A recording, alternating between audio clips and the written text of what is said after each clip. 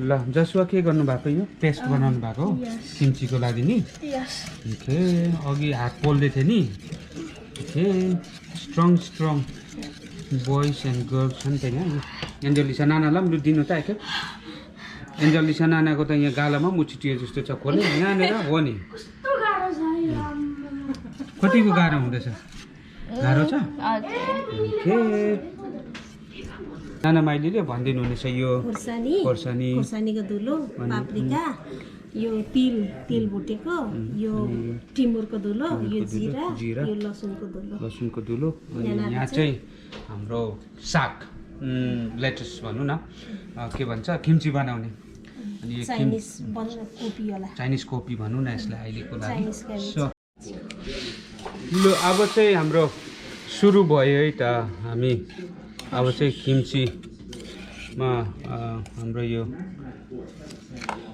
rice paste हामीले लगाइसक्यौँ एकछिन जस्तो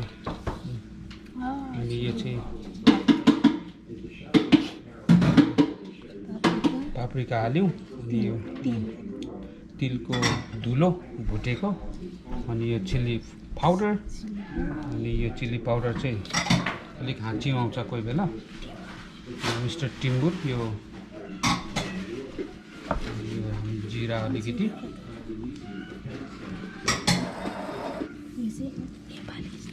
यो चाहिँ अलिकति नेपालीलाई अब पिरै चाहिने आवश्यक हुन्छ अनि त्यही भएर हामी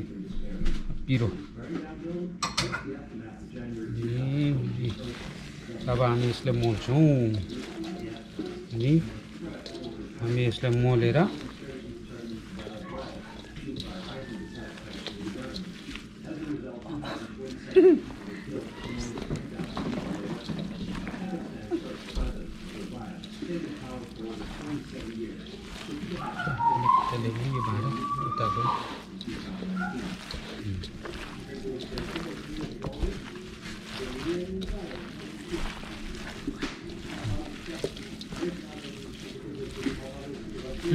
किम्ची बनाउनु सुरु गरेँ है त किम्ची चाहिँ मेरो यो के भन्छ धेरै खाने बानी छ त्यही भएर यो अरु अचार भन्दा हेल्दी हुन्छ अलिक राम्रो यो यत्रो बट्टा चाहिँ अनि यत्रो बट्टा चाहिँ मैले एक हप्ता पनि थाम्दैन यो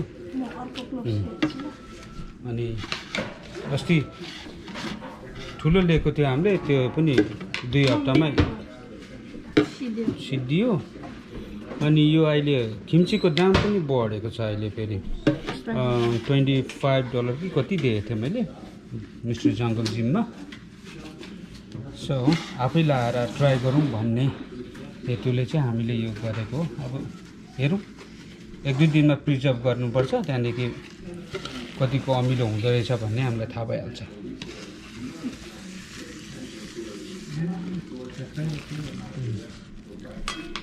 किम्चीकै बट्टामा हाल्छ अनि यो अलिक अमिलो भएन भने चाहिँ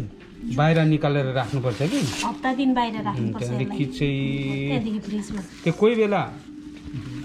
बजारबाट ल्याएको पनि कतिपय अमिलो हुँदैन अनि बाहिर निकालेर 24 आवर जति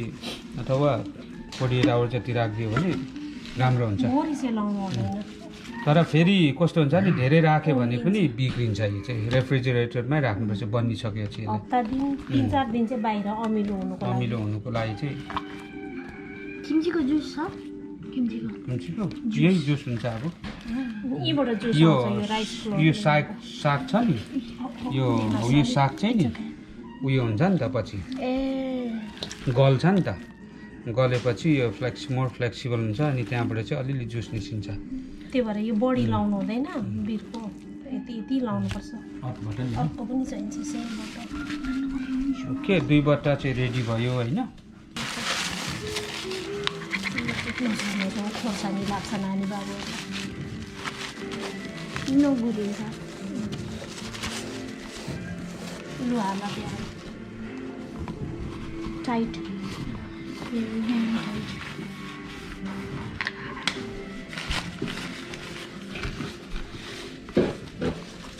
किनभने अहिले किम्चीको दाम त ठुलो हो योभन्दा अलिकति ठुलो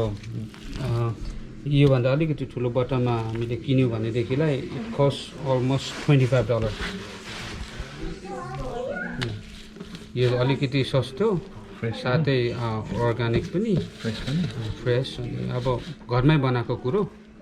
अनि अब यसलाई हामी बाहिर राखेर चाहिँ त्यहाँदेखि कतिको मिठो हुन्छ हामी टेस्ट गर्नेछौँ अलिकति धेरै भएको छ यसलाई हामी अलिकति यसलाई लेभल मिलाउनेछौँ पानी आउँछ कि